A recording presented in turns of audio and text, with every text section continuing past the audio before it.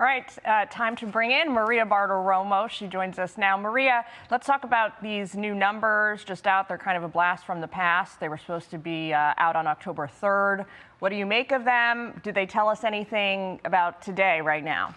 Yes, they did, Jillian. Thanks so much. They were much better than expected. Look, the expectation calls for job growth in the month of September of 50,000 jobs.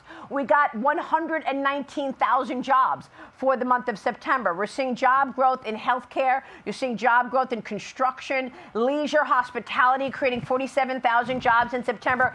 We were at a moment where we had a dearth in data because of the government shutdown, and now we're actually getting a window into what went on in the month of September. And it was a good report. We've got an economy that is growing, an economy that is producing jobs, and we're at a moment in time right now in this broader macroeconomic story where we're facing a revolution in technology. I mean, when you consider the fact that artificial intelligence is changing every single industry, you know, you had Jensen Huang, the CEO of NVIDIA, the other day saying that he's sold out in terms of GPUs. You're seeing more and more companies boning up on AI and needing data centers and chips, and there's an enormous amount of money moving into this economy. President Trump talking about 17, 18, 19 trillion dollars in new investment in America, and that it's the hottest country in the world.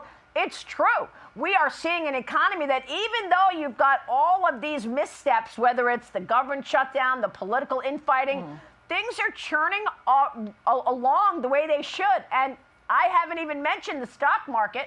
The stock market is up this year. Even gold is up this year. I mean, it's all part of the market. It's part of investors looking for opportunities. And when you have a stock market that is rising, Alan Greenspan used to say this years ago. He used to call it the wealth effect. When you've got your 401k up, your market numbers up, it makes you feel better about spending money. The only problem we're looking at now is there are a handful of companies that are cutting jobs. And there are questions around the jobs picture. Verizon cutting, Amazon cutting, a couple of others naming names in terms of where they want to see the job numbers. That's partly due to AI. There will be efficiencies with AI. There will be new jobs created with AI, but there's certainly efficiencies there, and that will mean some job cuts in some areas. So we're in a transition period. But I have to say these numbers look very strong for the month of September. And for the first time in a while, we're also seeing wage growth outpace inflation. So it's good news. Right. But Maria, so you mentioned Alan Greenspan.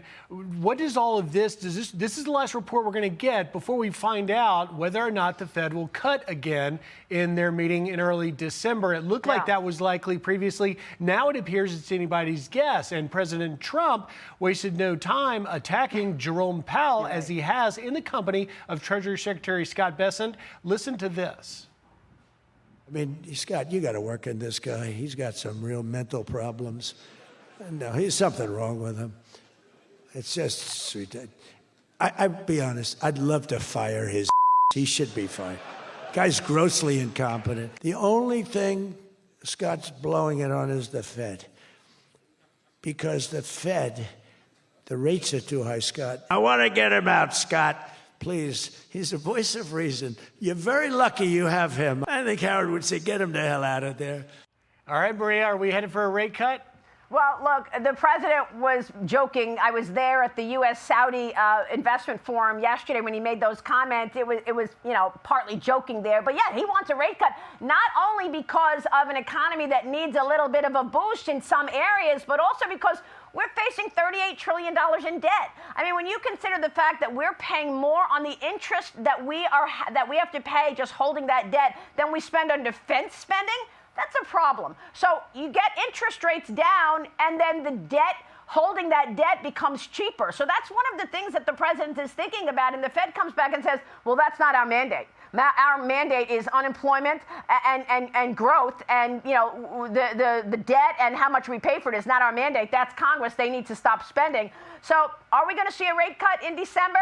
You're right. It's a coin toss. I think we will, but that's just my opinion. Look, the Fed is very divided on this because Jay Powell has been against cutting interest rates, but no matter who you ask, in terms of economists out there, they would likely say we should see another rate cut because the economy needs that kind of a boost in the face of some questions around jobs. All right, Maria, thanks for taking time with us to weigh in on the numbers. We'll talk to you soon. Thanks, Maria. You got it. Thanks, guys. I'm Steve Ducey. I'm Brian Kilmeade. And I'm Ainsley Earhart. And click here to subscribe to the Fox News YouTube page to catch our hottest interviews and most compelling analysis.